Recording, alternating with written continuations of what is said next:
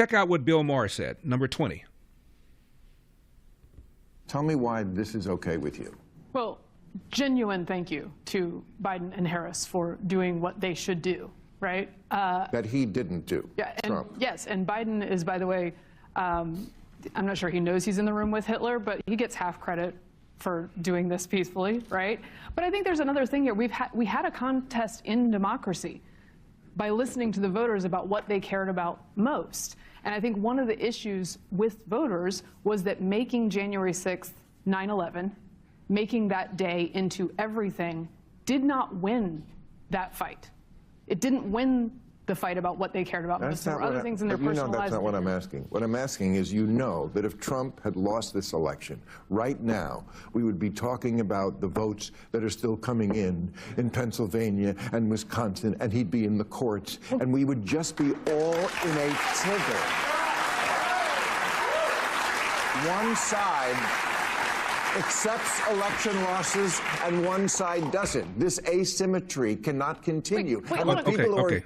One side accepts the results of elections, the other side does not. Really? Really? We've gone over some of this already. 2000, Al Gore files a lawsuit, goes all the way up to the Supreme Court.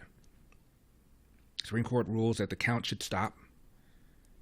And to this day, Al Gore will tell you that the Supreme Court elected George W. Bush. Not the voters. Supreme Court. And then in 2004, W gets reelected. Ohio, he wins Ohio.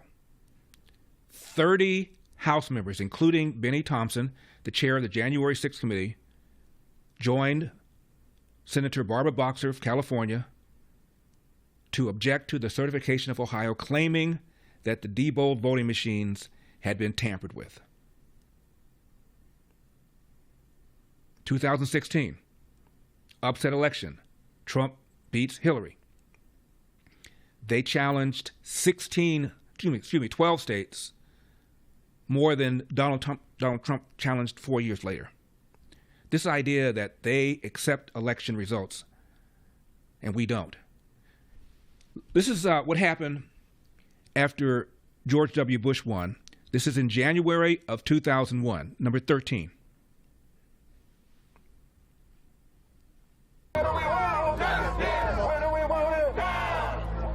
On the day George W. Bush was inaugurated, tens of thousands of Americans poured into the streets of D.C.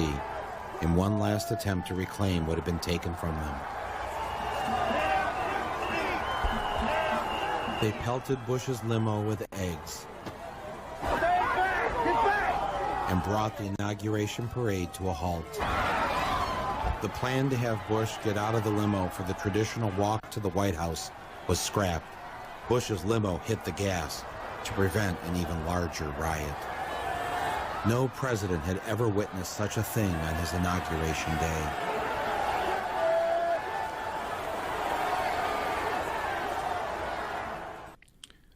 Limo pelted with eggs? Are you kidding me? That was 2001, Inauguration Day, George W. Bush. Now let's talk about January 2017. Donald Trump wins the election, and this happens, number 14. No nations. If you wanted to sum up a slogan that was the exact opposite of what Donald Trump is about, then perhaps that would be it. About 2.5 miles of downtown Washington have been closed off around the Capitol building and Congress.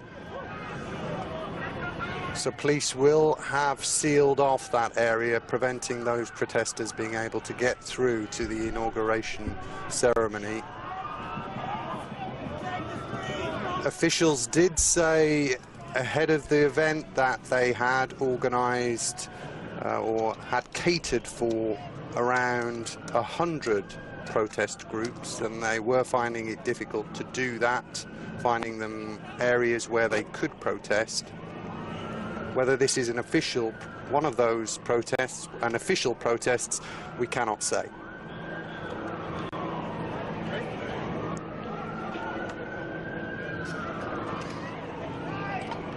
One side accepts the results, the other side does not, says Bill Maher. These are Bill Maher's homies in the streets. Despite mass protests, however, this is also a moment for many Americans to celebrate, and hundreds of thousands of Donald Trump supporters have made their way to Washington for this inauguration.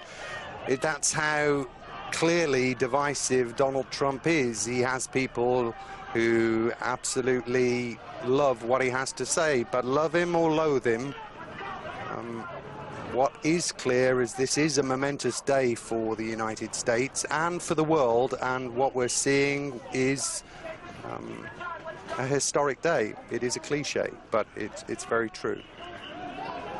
Anyway, you get the point. One side accepts the results, the other side doesn't, says Bill Maher. Are you kidding me? Are you kidding me?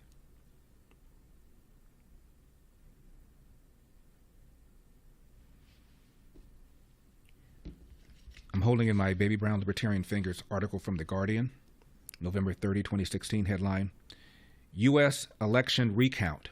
Hillary Clinton supports hand-counting Wisconsin ballots. Now, this is after she called Trump to concede the election. There was a lawsuit filed by Jill Stein, the Green Party candidate. Hillary joined the lawsuit and filed a separate motion to have the recount conducted by hand. Yet the Democrats are the ones that accept elections and Republicans do not, according to Bill Maher. Where's he been? Hillary repeatedly referred to Donald Trump as illegitimate, said the election was stolen. 25% of the Democrat congressional delegation did not show up for Donald Trump's inauguration. Can you imagine what would have happened if 25% of the Republicans refused to show up for Barack Obama's inauguration? They'd still be writing about it. John Lewis referred to Donald Trump as illegitimate. There hadn't been any investigation. Just the assumption that the Russians put him there.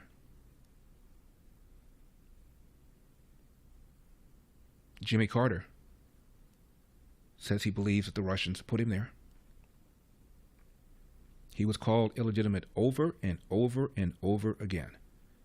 Yet Bill Maher says one side, meaning the Democrats, accept election results.